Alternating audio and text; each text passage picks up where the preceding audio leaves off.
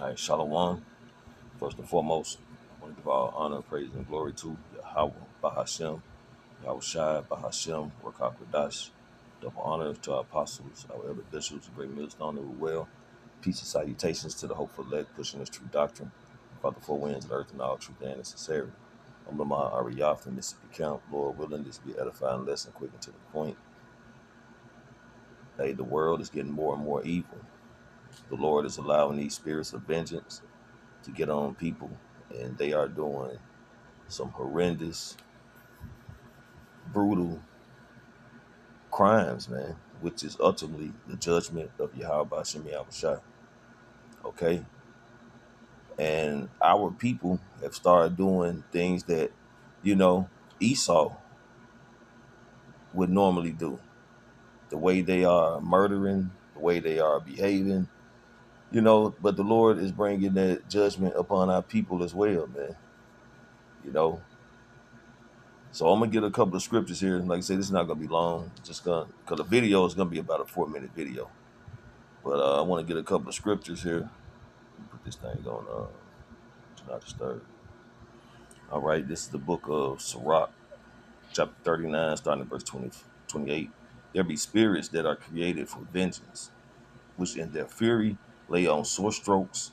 In the time of destruction, they pour out their force and appease the wrath of him that made them. And that's for Yahweh Bashim Yahweh Shai. Scriptures go to all things was created by the Lord and for the Lord, man.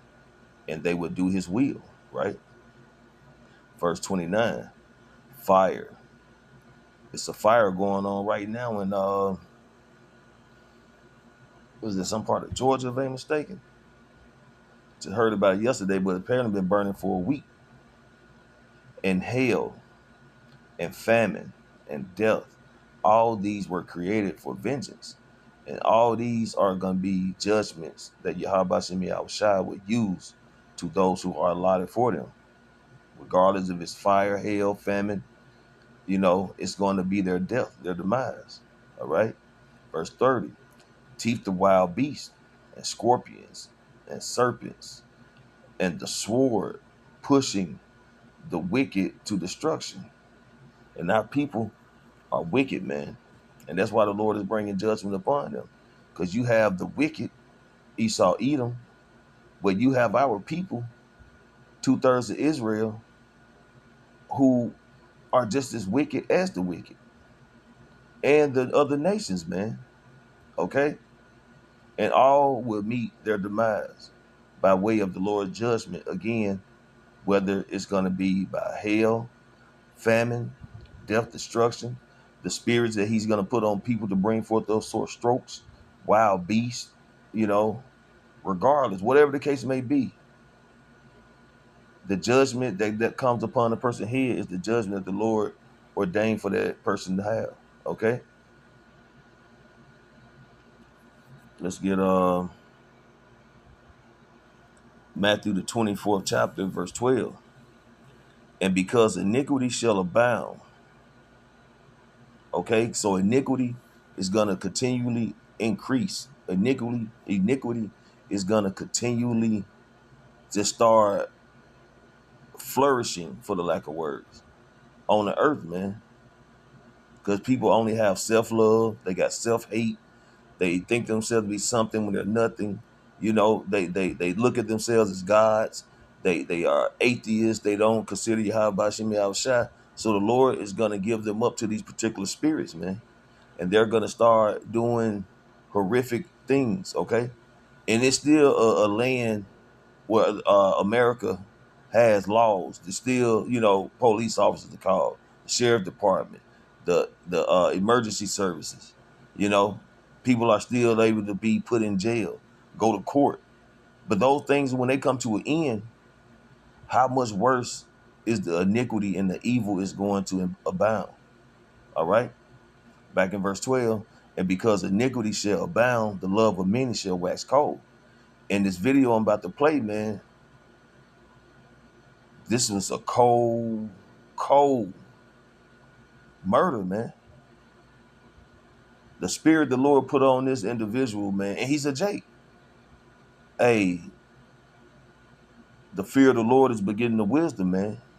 We all should fear the Lord, man, because the Lord will put you in a position, man, a state of mind where you have no control. And he can have you in your mind, seeing what you're doing, wanting to stop, trying not to do it, but make you do it anyway. And it's like you're witnessing your own destruction, man, by way of doing a horrendous act. Okay? So, hey, Lord willing, this is an edifying lesson. I want to give all honor, praises, and glory to Yahweh, Bahashem Yahweh Shai, Bahashem Rakakwadash. Double honor to our apostles, our elder bishops, the great millstone and Ruel. Peace and salutation to the hopeful elect. Shalom. We begin tonight with a story you will only see here on 12 News. New details tonight about the brutal murder of Lena Brown Bradley, her youngest son accused of killing her. But it's what investigators found after searching for the retired educator that is so shocking. Adams County Sheriff Travis Patton sat down with me one-on-one. We must warn you that some of the details from the crime are graphic. Out as a welfare check on Melanie Road in Natchez on April 4th has shaken this historic city on the river. That night, I felt like changed every last one of us. Longtime and respected member of the Adams County community and retired educator, Lena Brown Bradley, was dead. But that's not all. It's the way she died. This was one of those cases that you will never, ever forget in your life. This is the type of case that follows you home.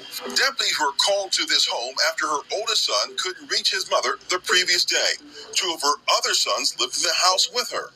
Her middle son had been working. As soon as they walked in the house, they could just see where somebody had been cleaning up at it, and they could smell chemicals all throughout the house.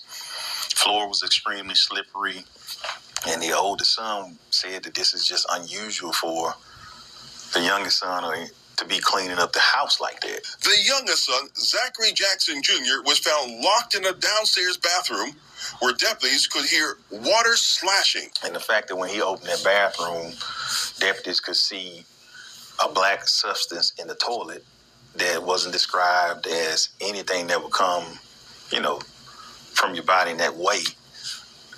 They were disturbed at what they were seeing. So the sheriff ordered a full search of the area. The property sat on about 2 acres of land and was surrounded by heavily wooded areas with a bayou and creeks. So they called for help from the Mississippi Bureau of Investigations. Time was not on their side as storms were coming and evidence could be lost. Family members went to the left. My deputies went right. Next thing you know, as both my deputies and the family were trekking through this wooded area, the deputies heard a scream. They heard someone yelling, "It's a head.